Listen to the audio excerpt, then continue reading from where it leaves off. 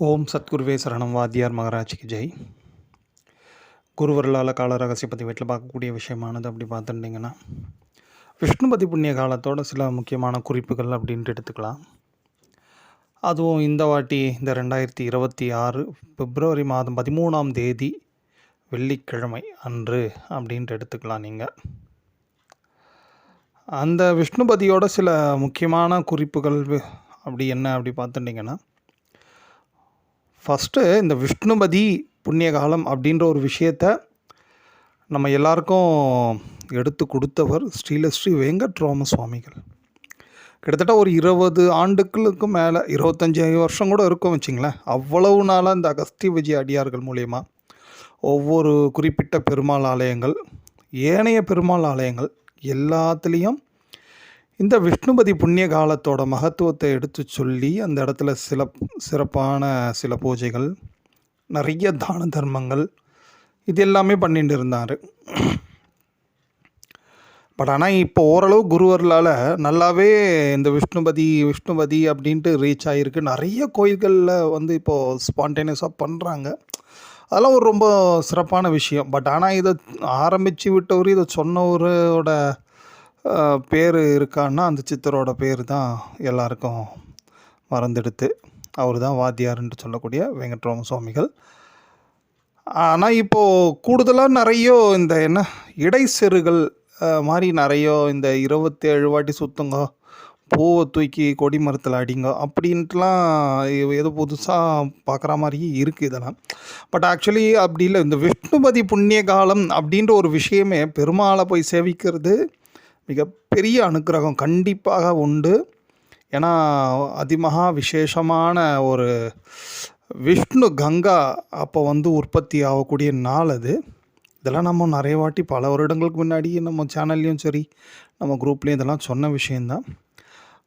அந்த மாதிரி ஒரு கங்கை ஒரு இடத்துல உற்பத்தி ஆகிறான்னும் போது நம்ம போனாலே போதும், நம்ம பாவங்கள் எல்லாம் நசியும்.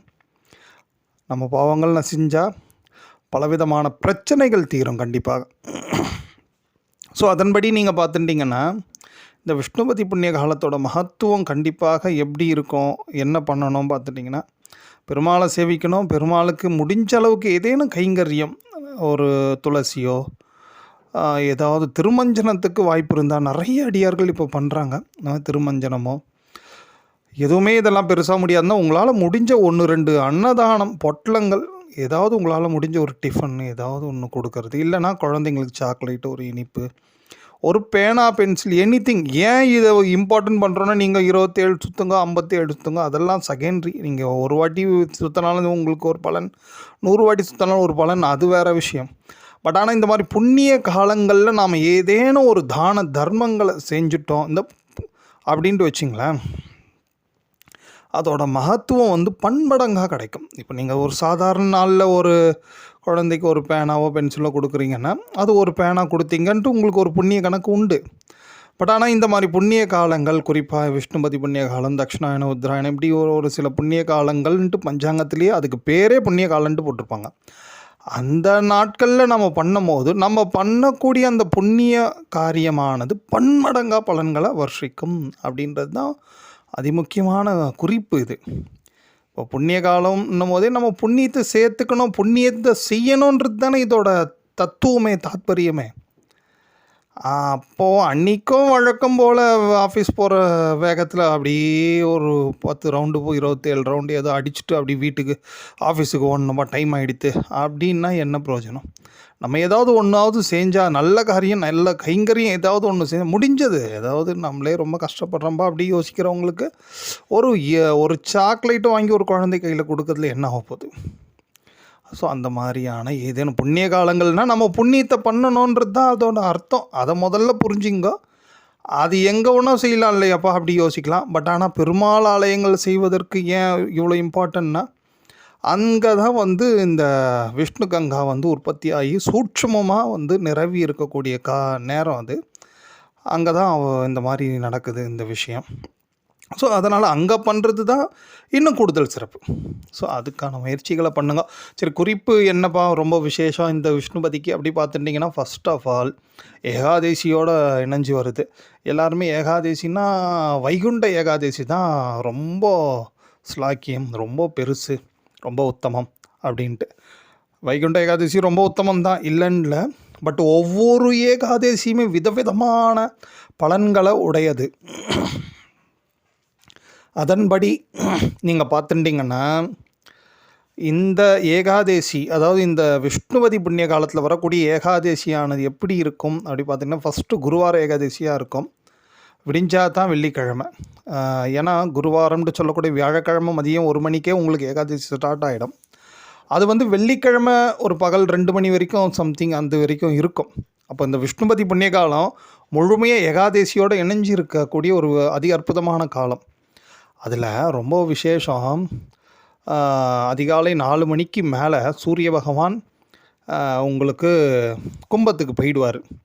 ஸோ அப்போ மாசி மாதம் உண்டாயிடுத்து. மாசி மாதம் ஆன பிறகு மாசி மாதத்தில் தேய்பிறை ஏகாதேசியானது, அதற்கு ஒரு விசேஷமான திருநாமம் ஒன்று உண்டு, ஷட்ஜிலா ஏகாதேசி அப்படின்ட்டு வாத்தியார் அதை குறிப்பிட்டு சொல்கிறாரு. என்ன பேர் இருந்தால் என்ன பலன் அதை சொல்லு அப்படின்ட்டு யோசிக்கலாம் நீங்கள். அந்த ஏகாதேசியில் யார் ஒருவர் முழுமையாக விரதம் மேற்கொள்கிறாங்களோ, ஹரிநாமத்தை சொல்லிண்டு முழுமையாக விரதத்தை யார் மேற்கொள்கிறாங்களோ அவங்களுக்கு வந்து எப்பேற்பட்ட அனுகிரகம் கிடைக்குன்னா, இப்போ யாராலையுமே ஒரு காரியம் செய்ய முடியாது அப்படின்ட்டு ஒரு காரியம் இருக்குது வச்சிங்களேன், அந்த காரியத்தை இவங்க வந்து எளிமையாக சாதிக்கக்கூடிய ஒரு மிகப்பெரிய வலிமை கிடச்சிரும் அப்படின்றார் வாத்தியார். அது மட்டும் இல்லாமல் நீண்ட நாளாக அறியாமையால் செய்த தவறுகள், இந்த காமக்ரோதம், ஏதாவது ஒன்று எண்ணங்கள் இருந்துட்டு தானே இருக்குது, தவறான எண்ணங்கள், அதெல்லாம் வந்து சரியாயிடும். நல்ல எண்ணங்களே வரும், இந்த தவறான எண்ணங்களெல்லாம் போயிடும், தவறுகளெல்லாம் திருத்தப்படும் அப்படின்ற ஒரு விஷயத்தையும் இந்த ஏகாதசியோட மகத்துவம் உண்டு. அது எதோடு வருது பாருங்க, இந்த விஷ்ணுபதி புண்ணிய காலத்தோடு வருது. இப்படியெல்லாம் ஒரு அதி அற்புதமான காலங்கள் அமைவது மிகவும் அரிதிலும் அரிது. நீங்கள் பல 1000 ஆண்டுகள் கூட எடுத்து லிஸ்ட் எடுத்து பார்த்தீங்கன்னா, இப்படியெல்லாம் ஒரு இந்த ஷட்ஜிலா ஏகாதேசி, அதோட இந்த விஷ்ணுபதி புண்ணிய காலம், கூடவே மூல நட்சத்திரம் அதிமகா விசேஷம், ஆஞ்சநேய பெருமானுக்குரியது. ஸோ இப்படி எல்லாமே சேர்ந்து வருமா அப்படின்ட்டு பார்த்தீங்கன்னா கண்டிப்பாக அரியுது. இதில் ஒரு சிலருக்கு ஒரு எண்ணங்கள் உண்டு, ஏன்பா ஏகாதசியில் நம்ம மட்டும் இருந்துட்டு மற்ற ஆளுக்கு தானம் பண்ணலாமா, அவங்களுக்கு அன்னதானம் அப்படின்ட்டு யோசிச்சிங்கன்னா, எத்தனையோ ஏழைகளுக்கு வந்து நித்திய ஏகாதசியாக கூட இருக்கலாம் சில ஏழைகள். ஸோ அவங்களுக்கு நீங்கள் அன்னதானம் பண்ணுறது தவறே கிடையாது.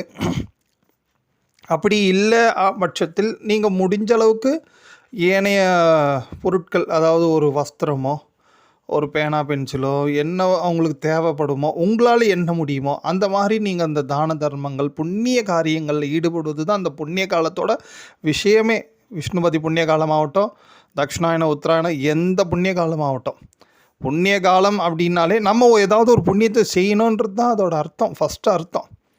அதை வந்து எங்கே செய்யணும், எப்படி செய்யணுன்றது தான் நம்ம வாத்தியார் மாதிரி பெரியவங்க சொல்லியிருக்கிறாங்க. அது விஷ்ணுபதி புண்ணிய காலம்னா பெருமாள் கோயிலில் போய் நம்ம பண்ணுறது அதிமகா விசேஷம் அப்படின்ற ஒரு விஷயம்.